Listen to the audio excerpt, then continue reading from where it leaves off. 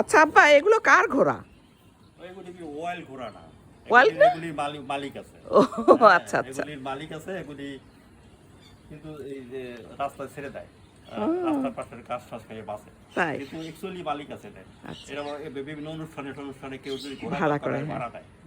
আব্বা, আমি যখন ম্যানিটোবায় ছিলাম না, হ্যাঁ, হ্যাঁ। তখন আমরা একটু গ্রামের দিকে তো ছিলাম, হ্যাঁ। ওখানে প্রচুর ওয়াইল্ড ঘোড়া ছিল, সত্যিকারের ওয়াইল্ড ঘোড়া। হ্যাঁ, তো হ্যাঁ। সেগুলি তো দেখছি ছবিতে, অনেক ছবিতে তাজা দেখছেন না ঘোড়া। আমার? হ্যাঁ, তাজা তাজা মানে অনেক ঘোড়া। তাগড়া ঘোড়া।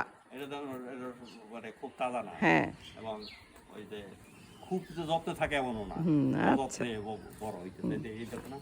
তো আব্বা, ওই যে আমাদের ওই ঘোড়াগুলো যে আসতো ম্যানিটোবায়, তো অনেক শীত না?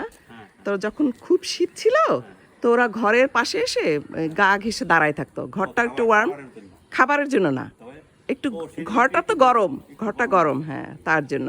তারপর আমি অঙ্কুর মাঝে মাঝে ওদেরকে ক্যারট দিতাম, এই জন্য ওরা একটু আসতো বেশি। আচ্ছা, আচ্ছা। গাজর দিতাম, একটু সুগার কিউব আছে না, ওগুলো দিতাম।